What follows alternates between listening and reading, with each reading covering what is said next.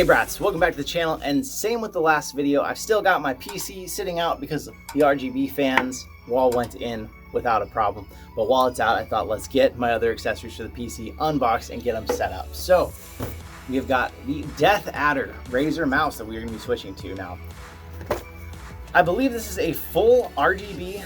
Unlike my old one, it just has a little green light on it. I have like a 104 edition. I'm excited to try this mouse out instead. My old one is getting pretty worn. The cable's even a little frayed from too much movement around. Let's check this one out and see what it's like. Per usual, have a small, sharp unboxing knife so that when you cut the tape on these guys, you don't hurt yourself or anybody around you.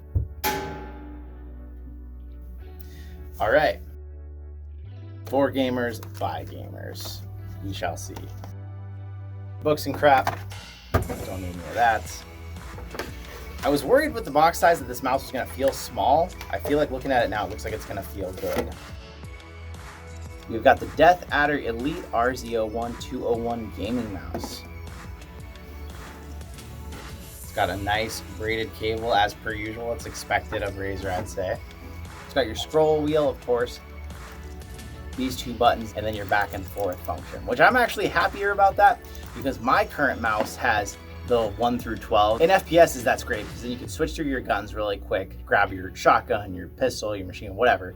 But I don't play those kind of shooters. I mostly just play VR. So I'm a bit more excited to have the back and forward button for my purposes and to be able to use it. Moves nice. We're gonna go try this thing out, set it up on the PC and try it up against the current Razer I have, see what we think. So let's go check that out.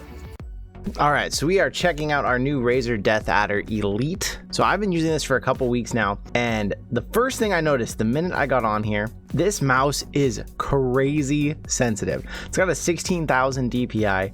The minute you're on here, I couldn't even like navigate because it was so sensitive. I wasn't used to that. I had been using the Razer 2014 Naga edition for quite a while now. This was not one that I got. It was one that my buddy had when I got a PC from him, and it was just the one that I've been using because I had it. In comparison, first thing you feel when you grab the DeathAdder Elite, the difference, it rests with your like arm up on the desk and your hand just lands right on it. Where with the Naga, what I would do, it's so tall here, I would actually kind of hold my whole arm up and I would put all the weight of my arm on the mouse and move the mouse around that way. I think this one is definitely comfortable. Neither of them are heavy mice. It's still pretty light, but it's got some substantial weight enough that you feel it's there. It doesn't feel cheap, doesn't feel like it's just plastic. The Naga, it feels pretty cheap.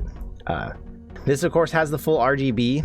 So I've got it just cycling through colors. It's not nearly as customizable as like a keyboard. It basically, you can switch it to what color you want, or you can just have it cycle through colors. You can't like customize each part. So I did have to install the Razer Synapse to get everything working with the lighting here. For lighting, you've got breathing, which is what I'm doing now, where it's cycling through colors. Spectrum cycling kind of does the same thing. Breathing just also kind of dims down between them.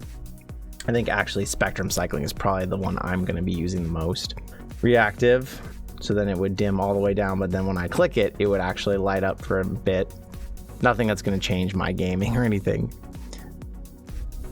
Static, you would just choose one color you wanted to stick with if you just liked a certain color. So if I liked bright blue or something, I could just keep it there all the time. And then it's got its audio meter settings.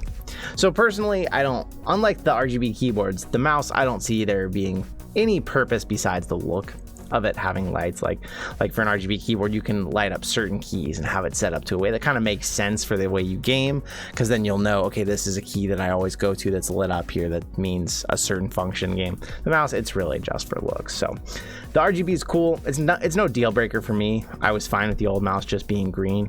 One thing that I really like about this mouse though is this one, because I didn't have the other panels. This one originally came switched out. This had the 1 through 12, which I don't need for shooters. People really like that. I didn't need it at all.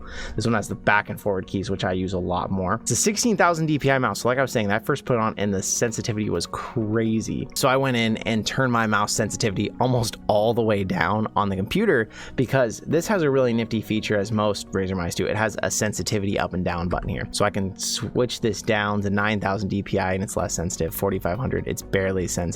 1800, it's like a struggle to move the mouse. So that way I can have it at the full 16,000 DPI, utilizing all of it, but not go like this and have it go completely across both of my monitors. So, and that's really awesome that it has this, because then if I want to switch it down, if I'm fine tuning something in editing, I can switch it down real fast and get my mouse exactly where I need it, or keep it up so that I can move around the screen faster as I need to. It seems like a really great quality mouse. So this is usually a $60 or $70 mouse. This was a birthday present from my parents. It came bundled with the RGB keyboard that I got that I reviewed in the previous video. So this is a $60 or $70 mouse. It's not a cheap mouse by any means. You are paying for the Razer, you're paying for the name Razer, you're paying for the RGB lighting on it. It is a great mouse. It's definitely overkill for what I do. I don't do a lot of first-person shooters, so I know this is going to give you pinpoint accuracy. It's going to work really well, but for me, I'm mostly using it for editing. So it's a bit of overkill, but I think it looks really cool. The only thing I would say that I do miss about it versus the Naga has this spot right here for like your third finger to rest on. So kind of your whole hand kind of wrapped around this mouse. This mouse is smaller, so I do have 2 fingers on it, and then I have 2 fingers kind of hanging off the side here. So I don't think it's any difference as far as the actual ergonomics of how I use it, but it just does feel a little smaller, a little less bulky than this one. So if you like a huge mouse, this is not the mouse for you. It's a good mouse, and I don't like a huge mouse, but some people do. This is going to be one that's not going to envelop your whole hand when you're using it. Oh, wow. So there's a feature here I didn't even know. You can add whatever surface you're using this on to help make the mouse more accurate. I have a Razer mouse, but I have absolutely no idea which one it is.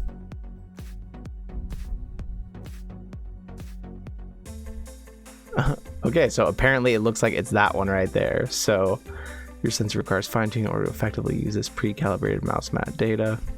Okay, so now we have added our mouse pad to the mix. So I don't know that I'm feeling that's doing anything different, but that's kind of cool. Razer does that to like make all their accessories work together really well. And I can sync the mouse and the keyboard to do the same color change at the same time, but I like the keyboard having the wave where the mouse doesn't have that option, so I don't do that. Beyond that, I'm really happy with the mouse. I'm definitely sticking with this one, and then the old Razer Naga, I'm probably just gonna, I won't need that anymore. I'll probably give it away to somebody on Discord or something if somebody wants it, because I know it's still, even for being a 2014, it's still a very decent mouse, and it still has a lot of life left in it, so probably give it to somebody who wants it there. But let me know what you think. If you have a mouse that you love and use, there's definitely some other ones I've been interested in checking out. I know Logitech just makes some crazy looking ones, but you know what, the one that's really intriguing me at the moment, and I feel like it's stupid Instagram and there's stupid ads, but there's one that they have right now that you like.